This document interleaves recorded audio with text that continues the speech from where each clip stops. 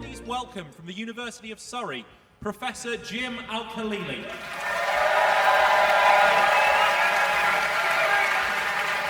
Thank you, thank you.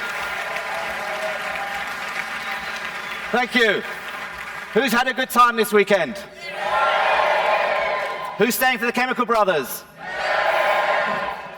Who came to my talk yesterday on quantum biology? Very good. Okay, so this is a different talk, you'll be pleased to hear. Our best wishes to Anna, who's just going through surgery now to have her shoulder fixed. But my wife sort of roped me into giving this talk. They said, oh, we haven't got a replacement, we're going to do the last talk of the... Oh, yeah, Jim will give a talk, yeah. So he's got plenty up his sleeve. So anyway, no, don't. It's not like I'm doing you a favor. I enjoy showing off and being up on stage, don't worry. So, this talk, and I'll try and sort of synchronize it with the music so that, you know, when the music gets exciting, I'll say something exciting. Apologies for the Comic Sans script. I'm sure lots of people already think, oh my God, why did he choose that? I want to talk about a new idea in theoretical physics that may turn out to be a load of rubbish, but if true, actually, it's even more exciting than quantum biology, if you could possibly believe that. And it's going to cover two of the strangest, most counterintuitive ideas in the whole of physics. Now, for most of the last 100 years, physicists have been trying to find a theory of everything, a theory that unifies all the forces of nature, a theory that brings together the big ideas, the world of the very small, quantum mechanics, and the world of the very large, Einstein's general theory of relativity.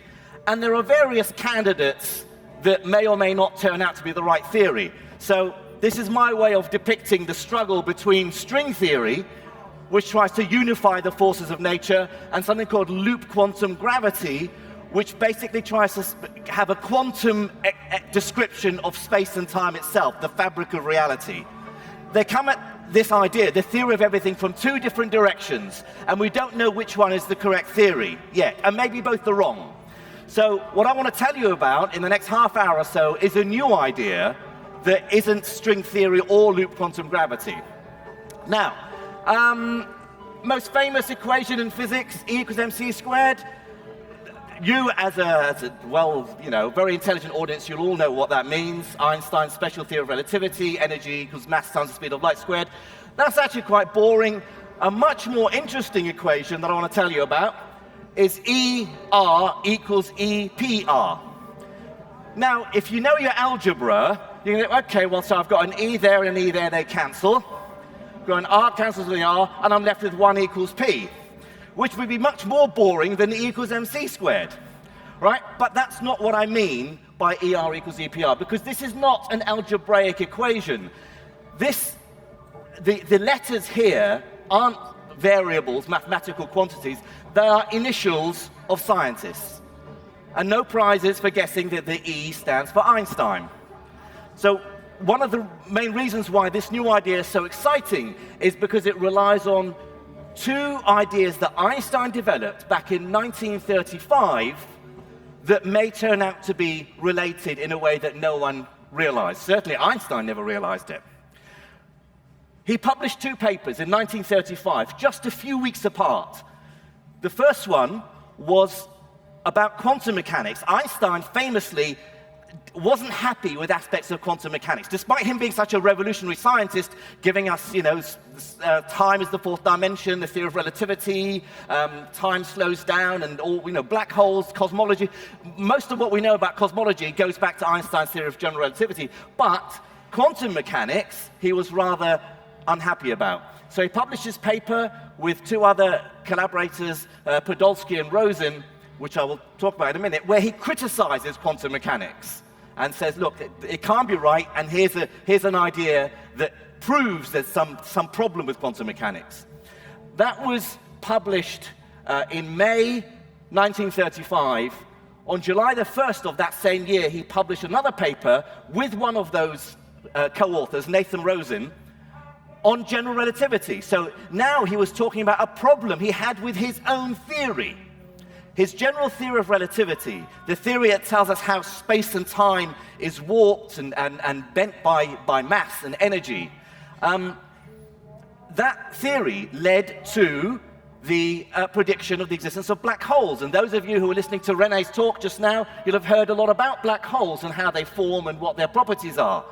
Well, Einstein didn't like the idea that a black hole's center was a singularity, a point of zero size, in effect. For him, it was like if you divide by zero on your calculator, or for anyone under the age of 30 on your smartphone. Dividing by zero is nonsense, it gives infinity. Einstein said that the singularity at the center of a black hole is equally weird. So what he and Nathan Rosen did was mess around with the mathematics describing the interior of a black hole and came up with a different solution, and that was published in that paper. Absolutely nothing to do with the strangeness of quantum mechanics. In fact, the first paper, or the bit on quantum mechanics, Einstein was unhappy about something called Heisenberg's uncertainty principle. The idea that a quantum thing like an electron, I call it a thing because it can be a wave or a particle, can somehow be both or neither until you measure it and then it makes up its mind what it is. And Einstein didn't like that idea. So he came up with what's called a thought experiment described in this first paper. So I want to explain a little bit about Einstein, these two ideas, and then come to the grand finale and say how they might be connected together. The first paper on quantum mechanics relies on something called quantum entanglement. Einstein famously hated this idea. Two particles that were once together and then move apart remain if their quantum properties, are not destroyed by someone looking or observing them. They remain entangled. That means their fates are somehow intertwined, that what you do to one will instantaneously affect the other. Einstein didn't like this. He called it spooky action at a distance. Because for Einstein, you can't get from point A to B faster than the speed of light. That's the maximum speed in our universe, and it's not that we've not found anything that goes faster than light. It doesn't make sense for something to go faster than light. It leads to all sorts of paradoxes. So Einstein said, how can two quantum entangled particles, in principle, they could be light years apart, but somehow instantaneously you do something to one, it affects the other one. He said that can't be right. So and yet we now know quantum entanglement does exist. It's a property of our universe. Well, what did Einstein have to say about it? Well, of course, Einstein developed his theories of relativity a few years before quantum mechanics. Quantum mechanics was developed in the 1920s. I just nicked this off the internet. Nice picture depicting quantum stuff. There's science. There's like DNA, and then there's chemistry and radiation. Got nothing to do with quantum mechanics, but never mind. So in their paper, so this is Einstein, Podolsky, and Rosen, a decade or so after quantum mechanics was developed, came up with a thought experiment. It's called a Gedanken in German. It means thought experiment. It means not an experiment that they've actually carried out in the lab, but one that they hypothesized theoretically. If you were to do this, you should see this, right? They came up with this thought experiment that gave rise to a paradox, and it's now known as the EPR paradox after their letters, hence the EPR in that equation I showed you. So basically, this is what they suggested. Imagine you have some sort of instrument, a device that produces two quantum particles, say two photons, particles of light, and you send them out away from each other, back to back, right? And then, so the photons, I've described them not as a particle or a wave, but somehow a mixture of the two, right? Just to keep my options open. So you've got photon 1 and photon 2. Einstein, Podolsky already said, if you look at photon 1, they can be at any point. If they're quantum entangled, it doesn't matter how far apart they are. If you look at photon 1 and you measure its wavelength, it's a particle of light. Light can behave like a wave, okay? So it has a wavelength. That means you're measuring a property about the photon that tells you it's spread out. So it's not fixed in one place. So if you have a device, an instrument that measures its wavelength, you can do that. And you can do it very accurately. And that means that photon will behave like a wave. Because we know in quantum mechanics, the nature of what you're looking at depends on what you measure, depends on the observer. One of the weird things of quantum mechanics. That Einstein was sort of happy with. So he said, right, you measure the wavelength of photon 1, photon 2 will have the same wavelength. If they're both produced by the same source, they're balancing each other. They have the same energy, the same color. They have the same wavelength. So photon 2, without looking at it, you know what its wavelength is. But, said Einstein, if you were to measure photon 1's position, so you bring a different instrument, a different detector, which detects where the photon is, you can locate it in a certain position. Now it doesn't have a spread out wave-like nature, now it's in one place. And if you know where it is, photon 2 will be the same distance on the other side of the box, so you'll know where photon 2 is precisely. So photon 2 now has a position, not a spread out wave-like property. So they said, well look, fine, with photon 1, we know quantum mechanics is weird, and the nature of a particle depends on what you measure. If you measure its wave-like nature, you'll see it as a spread-out wave. If you want to measure where it is, you'll see it as a particle. That's the uncertainty principle. They said, but that's not our problem. Our problem is with photon 2. It could have been a wave, it could have been a particle. We've not touched it, and yet somehow we could have known where it is and what its wavelength is at the same time. Therefore, it couldn't possibly have those things at the same time, because it's not even being observed. It must have been one or the other. It cannot depend on what we measure when we look at photon 1. Right? So photon 2 must be independent of photon 1. That was their problem with entanglement. Their fates can't be intertwined. They said the fact that the two photons are entangled would suggest that the instant you measure photon 1, detecting it as a wave, photon 2 will be a wave.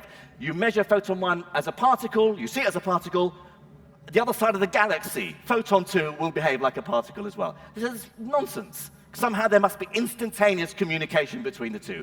And the EPR paradox was something that not only baffled Einstein, baffled a lot of physicists. Well, in the 1960s, an Irish physicist called John Bell, very smart guy, he wrote his PhD thesis. It only took a few pages because it was such a brilliant idea. He said, the EPR paradox, there's a way of testing whether Einstein, Podolsky, and Rosen were right, or whether quantum mechanics is right. You can go beyond their simple thought experiment and devise a real experiment and see which one is right. And Bell came up with an equation called Bell's inequality that if you plug the numbers in, you could instantly say, was Einstein right or wrong? So basically, an inequality, which that's like science blurb in black, translated into English, if Einstein was right, then there's a limit to how much two distant particles can have in common. Now, of course, the photon 1 and photon 2 will have some properties in common because they both came from the same place. But that's not the same as them remaining somehow in contact across distances, okay? And actually, in the early 1980s, an experiment was carried out in Paris which confirmed that Einstein was wrong. Quantum mechanics, quantum entanglement, it does actually work, and it is a property of nature. And most quantum physicists basically, oh well, see, Einstein was a great revolutionary, but he got it wrong on quantum mechanics. Quantum mechanics is brilliant, it's lovely, and it works, and let's just get on with life. But it's still a worry. How does photon 1 tell photon 2 exactly what's happening instantaneously? So those philosophers of science, the people who think about quantum mechanics, come up with ever more exotic ideas to explain away what we see in nature. And it's all very counterintuitive. That's quantum mechanics. That's the first paper. Einstein's second paper on general relativity. Einstein developed general relativity during the First World War. It's commonly regarded as the most beautiful theory in the whole of science, but also quite hard to understand. Einstein himself had to learn a whole new area of mathematics in order to develop the equations of general relativity. But once he'd done that and developed the theory, it gave rise to cosmology, it gave rise to the prediction of the Big Bang, the expansion of the universe, the properties of black holes, gravitational waves, all the nature of space and time on the vastest scale, all is predicted beautifully by Einstein's equations of general relativity. And as I mentioned, one of those predictions is the existence of black holes. So Einstein published this second paper, The Particle Problem. The title doesn't do it justice. Basically, this was the first paper that predicted the existence of wormholes, which we now know from Hollywood movies, right? So Einstein and Rosen published this paper. We know that when a large star, much bigger than our sun, I sound like Donald Trump there, the biggest star, when it runs out of its nuclear fuel and stops burning, it collapses under its own gravitational weight. And as it collapses inwards, sends shockwaves outwards, and explodes as a supernova. If it's a big enough star, at its center, it leaves behind a black hole. If it's not big enough, it'll leave a neutron star, but a massive enough star will leave a black hole. And this is predicted by Einstein's theory of general relativity, and we sort of know quite a bit about black holes and their nature. But what we don't know is exactly what it's like inside a black hole. You see, we can see black holes out in space. We know that they've been discovered back in the 1970s. We understand what they look like. We know that they have this accretion disk that's where all the gas and dust that falls into their gravitational pull spirals into a black hole like water going down a plug hole. But inside could be this tunnel, this wormhole. Remember I said at the beginning, Einstein didn't like the singularity, the point at the center of a black hole.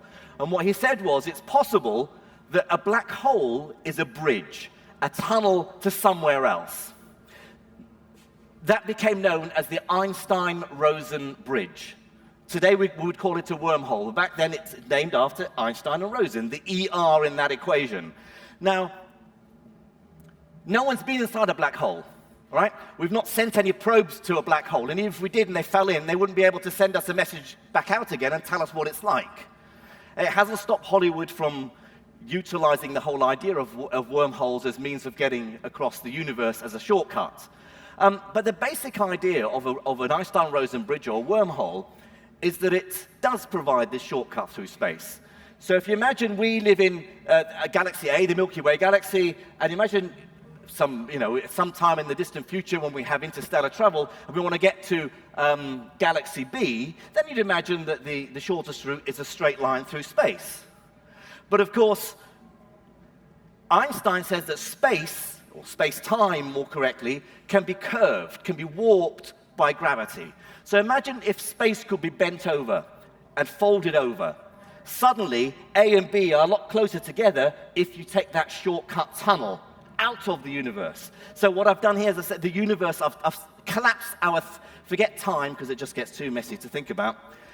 Our 3 dimensions of space, we know we live in 3 dimensions. Imagine squashing our space down to a surface, and that's what I've depicted there. And that surface is then curved around. So that distance between A and B is now a much shorter route than the long way round. And that became known as the Einstein-Rosen bridge. Now, Einstein didn't believe in the existence of the bridge, but then he didn't believe black holes existed back in the 1930s. For him, it was just like a weird solution of the mathematics that his theory predicted, but he didn't think in reality these things actually existed. But of course, I mean, it's wonderful sort of fodder for Hollywood movies. The first idea of a wormhole was in Carl Sagan's book, Contact, which was then made into a movie starring Jodie Foster and a young Matthew McConaughey. So I'm sure many of you have seen the film Contact, or maybe even read the book. Carl Sagan wanted this idea of a shortcut between 2 points in space, but he wanted the idea to make sense scientifically. And he sent the script to what was then, and who probably still is today, the greatest living expert on Einstein's theory, after Einstein died, a man called Kip Thorne in California. And Kip Thorne came up with the idea of a wormhole. Basically, he extended the Einstein-Rosen bridge idea. You see, Einstein-Rosen bridge, if it joins two black holes, so you've got a black hole, you jump in and there's a tunnel leading to another black hole, as I'm sure René would have mentioned to you in his talk earlier, a black hole is surrounded by an event horizon. If you go in, you can't come back out again. So there's no point jumping into a black hole down an Einstein-Rosen bridge because you're going to get trapped by the event horizon of the other black hole. What Kip Thorne did for Carl Sagan's novel was to, again, mess around with the mathematics so that he created a space-time that doesn't contain any event horizons. And the idea of a traversable wormhole was born. And so there are many movies that can come up with the idea of a traversable wormhole, including Carl Sagan's Contact. A slightly older Matthew McConaughey in Interstellar also explores the idea of a wormhole. As a lovely sort of connection, not only does Matthew McConaughey star in Interstellar and Contact, but whereas Contact was based on a Carl Sagan book which got help from this guy Kip Thorne, the screenplay for Interstellar was written by Kip Thorne. So if you've seen Interstellar and you think it gets a bit weird and trippy by the end, you know, he's floating behind the bookcase in a higher dimension, load of rubbish. Actually, everything in Interstellar, scientifically, is correct, in as much as it doesn't violate Einstein's theory of relativity.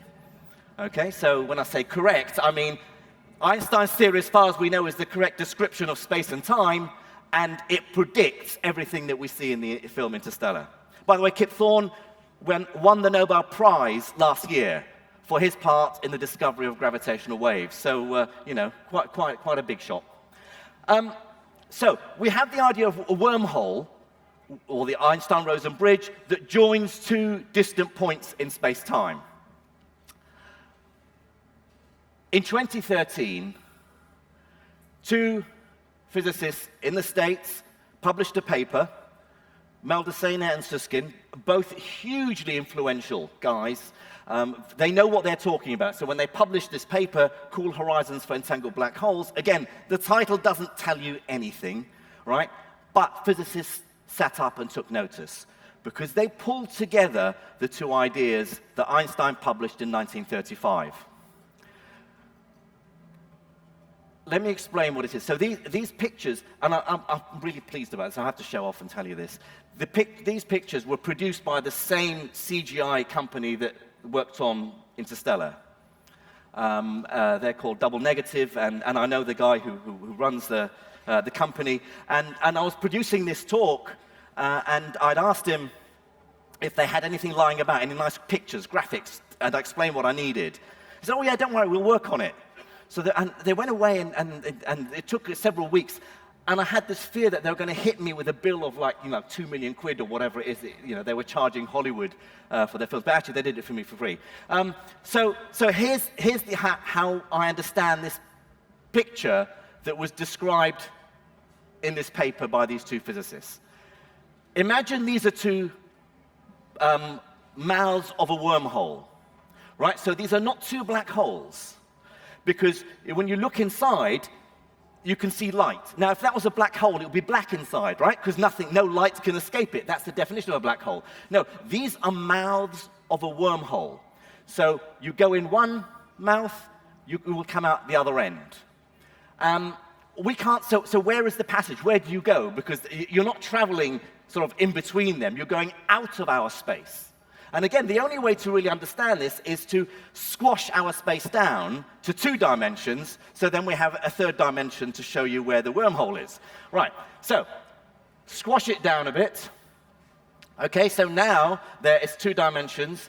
Stick a nice pretty grid on it because it makes it look sciencey.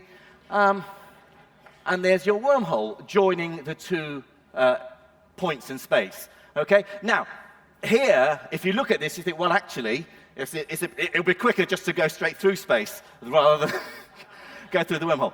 But that's because we're playing with higher dimensions, and it's difficult for our feeble 3-dimensional brains, or indeed the fact that we live in a 3-dimensional universe, to actually depict what's going on here.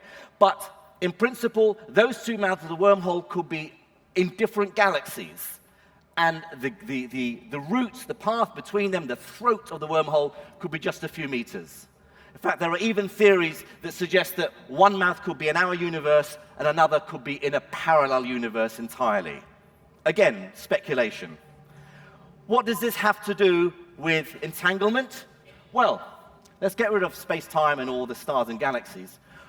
What if the reason two entangled quantum particles can communicate with each other, say two atoms that are very far apart, or the two photons, is because they're joined by an Einstein-Rosen bridge?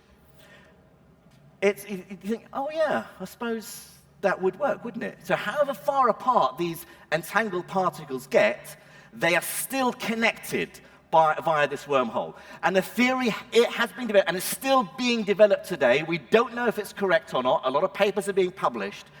But the idea is that down at the very quantum level, space and time themselves lose their meaning. Space and time becomes foamy and bubbly, and all sorts of shapes exist. There could be wormholes existing down at the quantum level.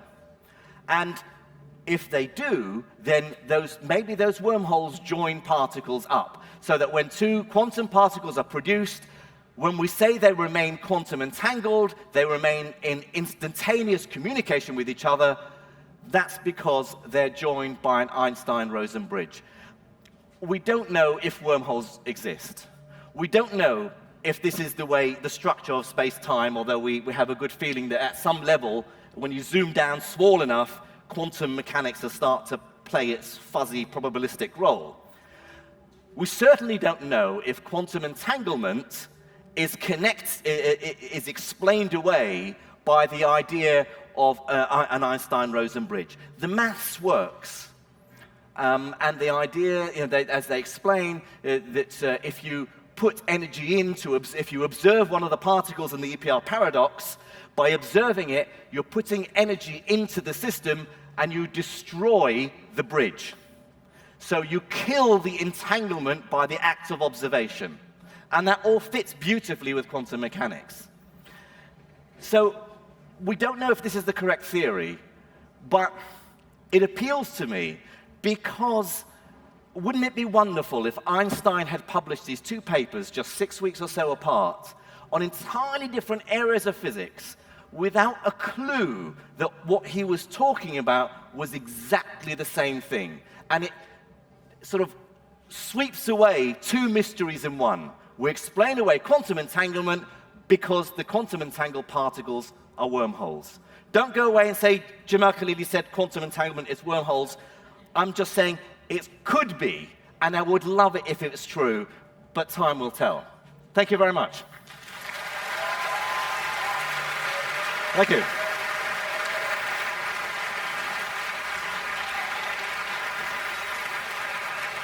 Thank you very much, Thank Jim. you. We have plenty of time for questions. So, if you could please raise your hands, we will attempt to come round and squeeze through all of you and try and get as many as we can in.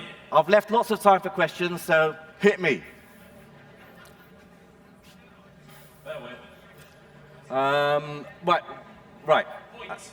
Okay. So, just there, closest to you. Thanks, Jim, for the fascinating talk there.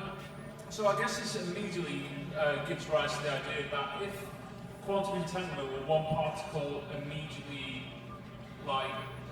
affects its counterpart wherever in the universe, can information be transmitted by one particle to the other? Can it be manipulated? Okay, the answer is some information can be transmitted, but it's not information that we can make use of. There's a whole area in quantum physics at the moment researching the idea of quantum encryption, quantum teleportation, the idea that these two particles are interconnected. Can you learn something about the distant particle instantaneously? The answer is no, because in order to gain information or to transmit information, you have to observe, you have to interact with the system, and in doing so, you destroy the entangled pair. And so you can't win. You can't not disturb the system by observation. Having said that, as a caveat, there's a new area of research called weak quantum measurements, which attempts to get round that, but that's still unclear how it would work. But the short answer is, so this is why physicists have said, don't worry, Einstein, about the spooky action, instantaneous connections. It's not really instantaneous because we can't use it to send signals faster than light. And I hate that. I think that's intellectually lazy to say that. Just because we can't use quantum entanglement to send signals doesn't mean they're not instantaneously connected, what we call non-local in physics. But it doesn't look at the moment like we can make any use of it practically. Got another one over here. Right, thank you. Yeah, my question follows on from that question, so it's happened quite nicely, but if basically with Einstein's theories, we know that the speed of information is the important thing, it's not the speed of light really. And I know we can't use this information because essentially everything's random until we look at it.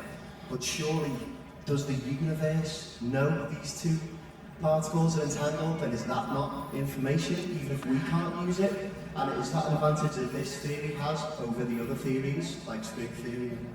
I would say yes, I agree with you. The universe does know that these particles are, and that's what quantum entanglement means. In quantum mechanics, we say they're described by the same quantum state, the same wave function. But for us, that's just maths. It's just that what it tells us is what you do to one will instantaneously affect the other. We can't use that information, but the universe knows that they're connected. So yeah, they are. That information is there for the universe, but as soon as we try and access it, we destroy it. Right. It's good to end with a nice, simple talk, isn't it, for the whole festival? Hello. With the wormholes, when you're going through them, would they be bigger than what you think they'd be, or not?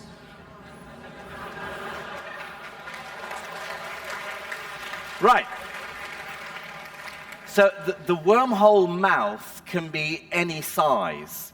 So there can be, we've never built a wormhole, so we don't know what it would look like, but the maths can tell us what it might look like, and you can fly into it through your spaceship, and it would feel normal to you.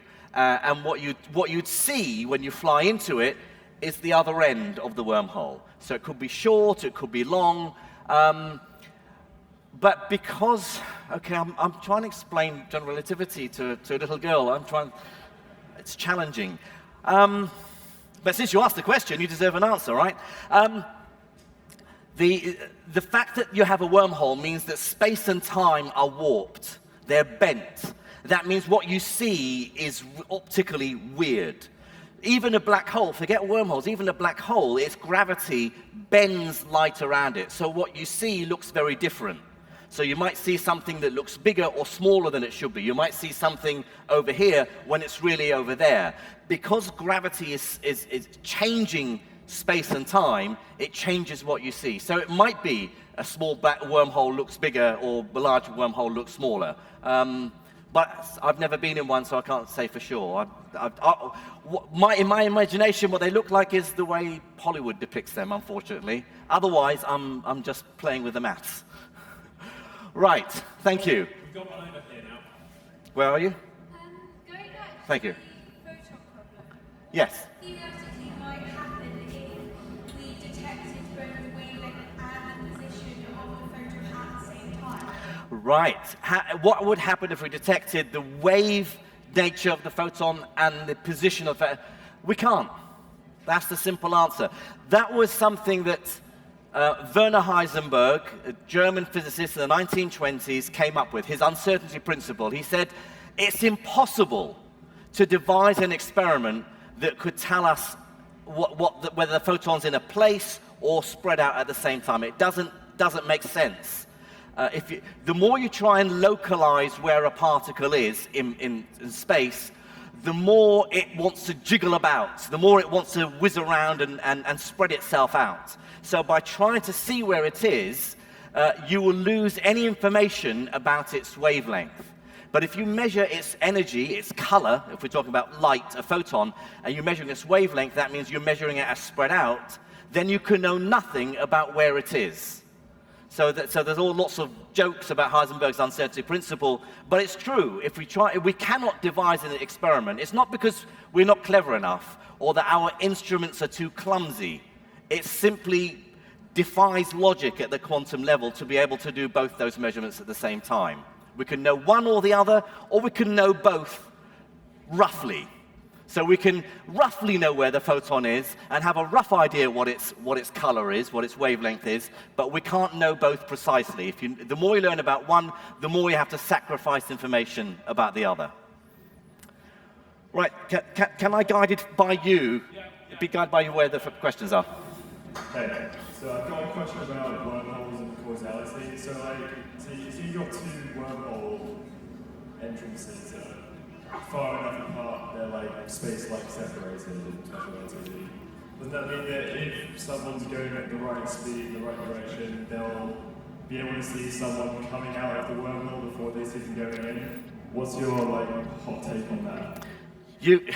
You've hit upon the issue with wormholes, right? So to explain, the idea not even in Einstein's general theory, Einstein's special theory of relativity, and this is one of the reasons why nothing can go faster than light, because if you see an object that looks to you going faster than the speed of light, faster than 300,000 kilometers per second, there can always be someone else who's moving relative to you who wouldn't only see the object going faster than light, but would see it moving backwards in time.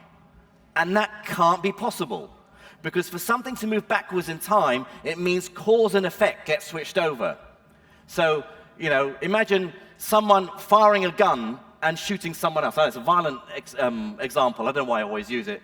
I shoot a gun, the questioner, if you don't mind, falls to the ground dead.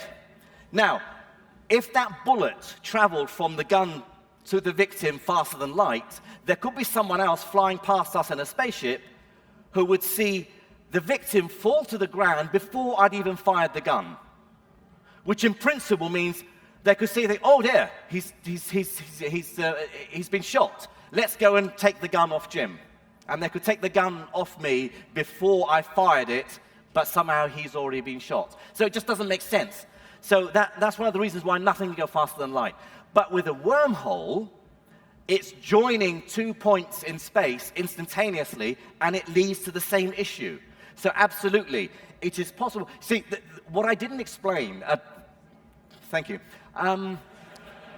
When Kip Thorne was helping Carl Sagan out in writing Contact, he and his research group in California very quickly realized that a wormhole doesn't just join 2 points in space. Einstein's big lesson is that time and space are combined into four-dimensional space-time. So two mouths of the wormhole wouldn't just join 2 points in space, they would join 2 points in time. So in principle, I could, if I created a wormhole here with one mouth here and the other mouth over there, I could create it, not only that it joins 2 points in space, but I can jump in this mouth today and come out that mouth yesterday. So I could then, wander backstage and wait for myself, and then today comes around, we can both jump in the wormhole together, and we can both come out there. And we can wander around and join the two of us here, and all four of us jump in, and so on.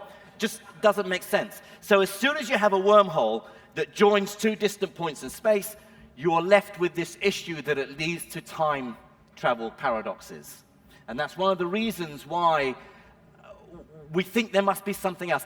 Either Einstein's theory is incomplete and that wormholes are impossible, or that they are, but we're missing something else. Maybe the fact that parallel universes exist. It may be that if you jump into a wormhole, you do in fact not just come out somewhere else in your universe, you must come out in a parallel reality where a different version of history evolves. And we start to get to this whole time travel paradoxes ideas, which is delicious in itself. And I'm sure people like Maldacena and Susskind are aware of this. But down at the quantum level, it's different. If these Einstein-Rosen bridges are joining entangled particles, then that has to be constrained by the fact that, you can't have the two particles so far apart that they are space-like separated, that they can violate some of these logical problems. A way to go to get this all sorted out just yet. Right, we've got a question for someone here in the middle. Hi, I'm just trying to get my head around this. Yeah, you and me both. Really succeeding. So I was wondering, if you have the spontaneous creation of a pair of particles, and off they go, and they have a wormhole linking them. One of those particles then accidentally bumps into its antiparticle, splat. What happens to that wormhole? Does the wormhole spontaneously disappear as well? If so, how do we go about creating stable wormholes that we see in the movies that we can travel along? And I've just kind of wondered whether your last response about maybe these wormholes might link to a parallel universe, whether that would kind of help to solve that problem? After the Chemical Brothers, I might feel in a better state of mind to. Yeah, right. Okay. So when two particles are created, if one hits its antimatter partner and annihilates in a burst of energy, that's the equivalent of it being observed. So basically, if you detect that energy, you know it's happened. You've destroyed that particle. You've destroyed the entanglement. But of course, the other particle can still exist. If you put in enough energy to make both particles, that energy has created them, and then this particle annihilates the antimatter particle. There's a bit of energy there. This particle still exists. That's fine. But your second question is more interesting about how you can make a wormhole stable. These Einstein-Rosen-Bridge wormholes that we're talking about that join entangled particles are not stable. They're very, very delicate. The slightest touch, the slightest quantum measurement will destroy them. But the sort of traversable wormholes that you want in the movies, they have to have scaffolding, in a sense, to keep them open. I say scaffolding, it sounds like, well, you just need to, sort of concrete or... a wormhole that is stable, that is not an Einstein-Rosen bridge, that isn't going to collapse at the slightest touch or the slightest observation, needs to be held open by something called exotic matter. Now, exotic matter, we don't know if it exists. Basically, it has negative mass. And if you think you know what I'm talking about, then you clearly don't. That is the definition of quantum mechanics. What does how can something weigh -5 kilograms? The least it can weigh is nothing. The least it can have is 0, right? And negative mass doesn't mean antimatter, or it doesn't mean it has anti-gravity. Negative mass is almost illogical. But in the quantum world, you can get it. You can get negative energy. You can get energy out of the vacuum. Energy out of the vacuum. And so it's possible on the quantum level that you can have negative energy. And of course, E equals mc², so energy and mass are interchangeable, so you should also get negative mass. But we don't have a clue how to get enough of this exotic matter, this negative mass, to create wormholes. If we have, in principle, we don't think it violates any laws of physics, but we're like 1,000 years away from that sort of technology. So don't imagine that anytime soon we're going to be able to create stable wormholes. That, certainly for our lifetime, I'm afraid is constrained to Hollywood movies.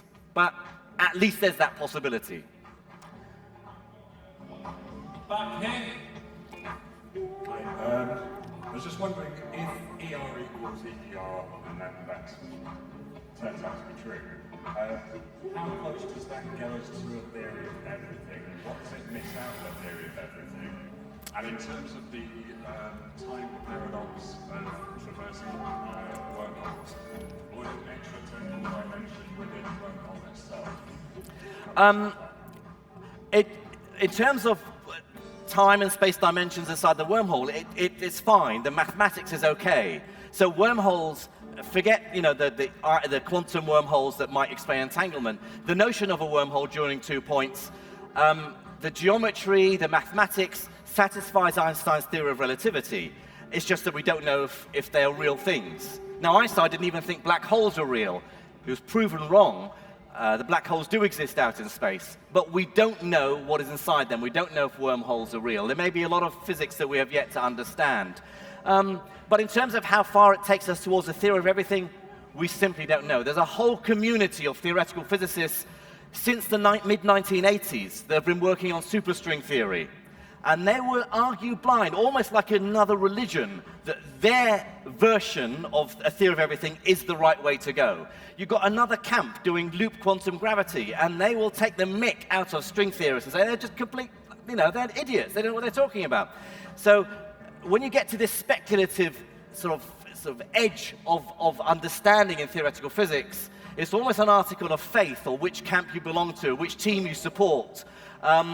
Because we're still developing the maths. We still don't understand. I mean, this idea, ER equals EPR, may take us some way towards my hunch, and what do I know? It's not even my research specialism, but my hunch is that if it's true, it leans towards loop quantum gravity, quantizing space-time. And I've never been a fan of string theory. But again, I haven't devoted my career researching string theory. So we still have a very long way to go. Okay, I think we've got time for two more, so we've got one at the back here. I'll keep them quick. What does that slide behind you represent? Is it just to be cool to see?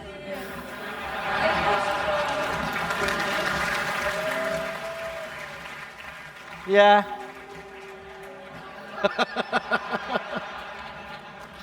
That's quantum space-time, man. I mean, you must recognize it. I nicked it off the web. Okay, we've got one down here behind a post. So you may All right, okay. Hi there. Hi. So, in theory at a quantum level, does every particle / wave have a partner? Are they all entangled? Does every particle or wave have? A partner? Are they entangled? Do they have? No, not at all. Well, certainly if this idea is true, the vacuum of space is filled with what's called virtual particles, particles and their antimatter partners popping in and out of existence all the time. And this theory would argue that every particle and its antimatter partner are quantum entangled. But that doesn't mean that all real particles are entangled with each other. In fact, entanglement in the real physical universe of real matter particles is quite rare, because quantum entanglement is a delicate thing. So most particles are doing their thing, they're interacting with others. There are some physicists that will say, that have a sort of a holistic view that says the whole universe, all particles in the universe are entangled with each other.